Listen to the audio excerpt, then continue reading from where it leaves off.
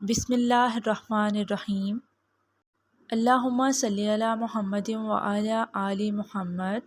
السلام علیکم جی۔ تو ناظرین، امید ہے آپ لوگ بالکل ٹھیک ٹھاک ہوں گے اور صحت اور ایمان کی بہترین حالت میں ہوں گے۔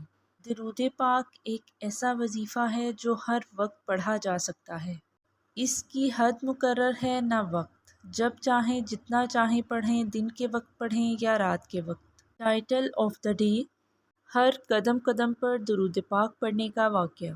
حضرت سفیان ثوری رحمۃ اللہ علیہ بیان فرماتے ہیں، میں نے ایک شخص کو کعبۃ اللہ میں طواف کرتے دیکھا۔ وہ ہر قدم پر درود پاک پڑھ رہا تھا۔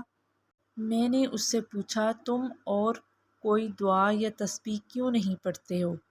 صرف درود شریف کیوں پڑھ رہے ہو؟ اس نے پوچھا، تم کون ہو؟ میں نے کہا، سفیان ثوری۔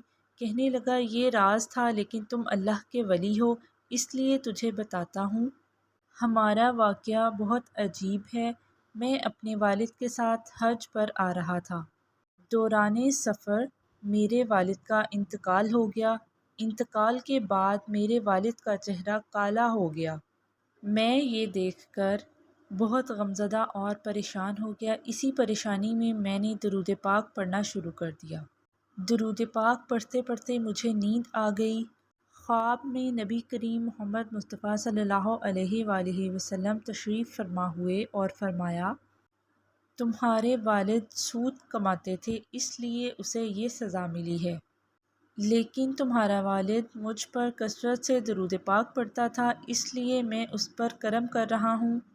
پھر پیارے حبیب محمد مصطفیٰ صلی اللہ علیہ وآلہ وسلم نے اپنا مبارک ہاتھ میرے والد صاحب کے چہرے پر پھیرا اور پھر میرے والد کا چہرہ چاند کی طرح چمکنے لگا۔ جب میں نیند سے اٹھا تو میرے والد کا چہرہ واقعی روشن ہو چکا تھا۔ یہ واقعہ دیکھنے کے بعد میں نے اور تمام وظائف اور دعائیں پڑھنا چھوڑ دی ہیں۔ اب میں ہر وقت درود پاک پڑھنے میں مشغول رہتا ہوں۔ درود پاک ایک ایسی دعا ہے جو کبھی رد نہیں ہوتی۔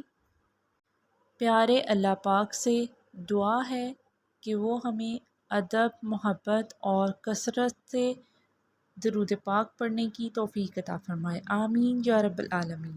اپنا بہت سارا خیال رکھیے گا۔ انشاءاللہ میں آؤں گی اگلی ویڈیو کے ساتھ۔ جزاک اللہ۔